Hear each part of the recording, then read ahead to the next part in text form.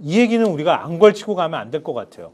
내일 그 마한혁 헌법재판관 임명 문제와 관련해서 최상목 권한대행이 제대로 권한을 행사했는지 권한쟁의 심판 결과가 헌법재판소에서 나온단 말이에요.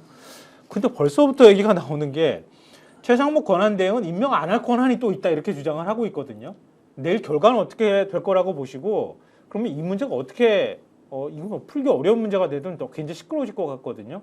어떻게 이게 진행이 될 거라고 보십니까? 마지막으로 이거 한 분씩 말씀 듣고 마치면 좋을 것 같아요. 저는 뭐 누구처럼 영적 대화를 자주 하는 스타일은 아니지만 내일을 예상한다면 아마 헌재는 제가 보니까 인용할 것 같아요. 이거는 위헌이다. 인용하는데 최상목 부총리는 헌재가 인용해도 마이웨이를 갈 것 같아요. 왜냐? 저번에도 그랬죠. 상설특검에 대해서 국회가 추천하면 임명한다 돼 있죠.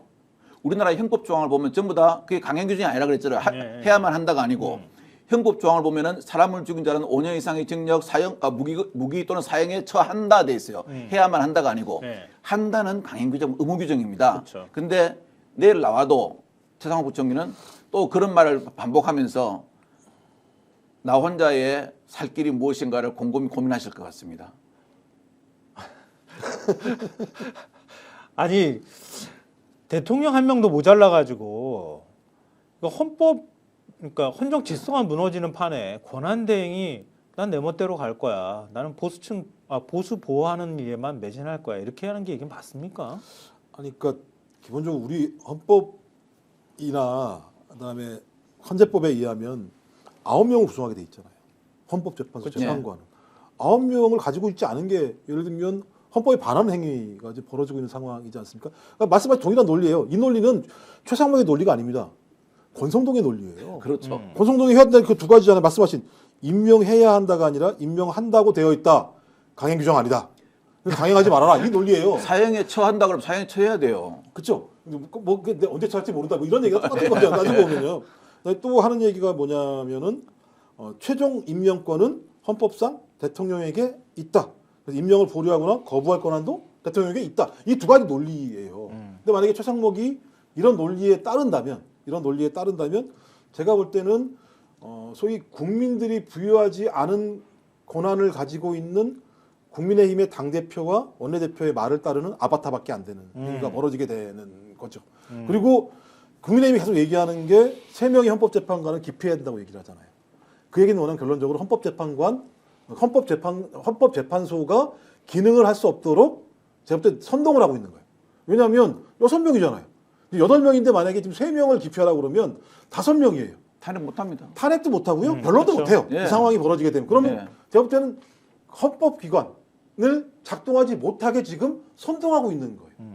제가 볼 때는 지금 내란 선동이나 마찬가지 상황들이 벌어지고 있는 거예요. 근데 그 얘기를 지금 고스란히 최상목이 따르고 있는 행위를 지금 벌이고 있어요. 그럼 제가 볼 때는 최상목은 지난번에도 내란에 공모했는지 안 했는지 지금 확인이 안 되는 상황입니다. 왜냐하면 지금 피의자니까. 네. 지금 행위도 마찬가지입니다만 만약에 헌재가 내일 결정을 했는데 본인이 그걸 이행하지 않는다, 집행하지 않는다, 그럼 제가 또 다른 내란 선동에 동조하는 행위가 벌어져요. 그러면 제가 볼 때 이 사람은 이중적인 이 행위를 하게 되는 거예요. 대통령 권한대행이라는 자가 전 그래서 안 하기를 바랍니다만 제가 한 행동을 보면 무슨 어느 정도 여야 합의를 얘기합니까? 자기가 뭔데 여야 합의를 얘기합니까?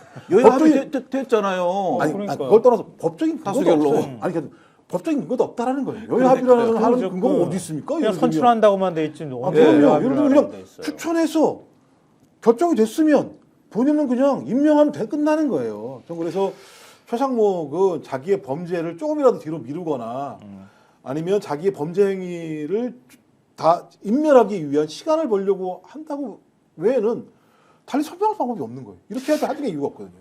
그러니까 그 생각했었는데요. AI 교과서 도입한다고 할 때 그거 교육 보조제로 도입하는 법안을 통과시켰잖아요. 네. 그런데 그거 거부권을 행사해요. 뭐 이주 교육부 장관을 생각해서 그렇게 했나? 이해할 수가 없잖아요. 그러니까 학부모들 사이에서도 이거 태블릿 갖다 놓고 그러지 않아도 게임 때문에 아주 뭐 환장하는 판에 이거 가지고 거부권을 행사한다? 도저히 이해가 안 되거든요. 도대체 뭐 하자는 얘기지? 대통령 탄핵되고 이런 사태 만들어 놓은 장관이라는 작자들이 모여가지고 대통령 보호하고 우리는 여전히 윤석열 정권이야라고 이렇게 공개적으로 계속 선언하듯이 얘기하는 거, 그렇게 국정을 운영하는 게 이게 맞는 건가? 이런 사람들이 국정을 운영했으니 대한민국 경제가 이 지경이 되고 대한민국 사회가 이렇게 혼란스러워지지 않았나, 그런 생각을 좀 해봤어요.